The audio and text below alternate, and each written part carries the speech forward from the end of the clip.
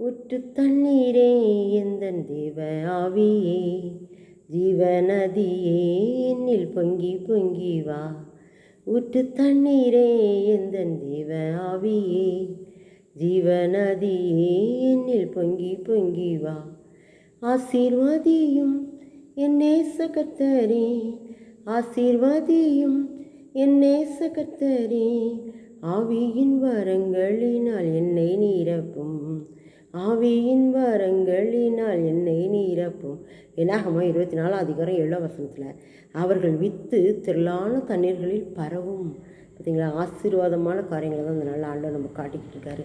அவர்களுடைய வித்து திரளான தண்ணீர்களில் பரவுமா. வித்துன்னு என்னதுன்னா விதை, விதைனா நம்முடைய சந்ததிகள், நம்முடைய சந்ததிகள் அப்படி பரவும் அப்படின்னு சொல்லியிருக்கிறாரு. நான் கூட செய்தியில் சொல்லும்போது சொல்லியிருக்கிறேன், தண்ணி இருக்கிற இடத்துல பார்த்திங்கன்னா அந்த சவுண்டு ஒலி நல்லா கேட்கும், சீக்கிரமே கேட்கும். இங்கேருந்து கடத்தப்படுகிற அந்த ஒலியானது தண்ணீர் நிறையா இருந்ததுன்னா அந்த பகுதிக்கு ஈஸியாக எளிதாக கடத்தப்படும்.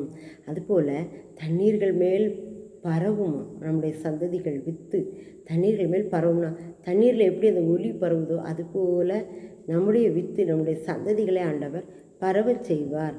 அப்படி ஒரு ஆசீர்வாதத்தை நமக்கு மட்டும் இல்லை, நம்முடைய சந்ததியாருக்கு கொடுக்க அவர் வல்லவர். நம்முடைய சந்ததிகளை தூளை போல பெருக பண்ணுவார். தண்ணீரை மேலே அந்த வித்து பரவுவது போல் பரவ பண்ணுவார். ஒரு தண்ணியில் ஒரு கல் நடுவில் கொண்டு எரிஞ்சுன்னு வச்சுக்கோங்க, அப்படியே சுழல் சுழல் சுண்டு சுழல் சுழலாக ரவுண்டாக அங்கே வரைக்கும் போகும் பார்த்தீங்களா. அந்த மாதிரி கர்த்தர் நம்முடைய வித்தை பரவச் செய்வேன், நம்முடைய சந்ததிகளை பரவச் செய்வேன் என்று வாக்கு கொடுக்கிறார்.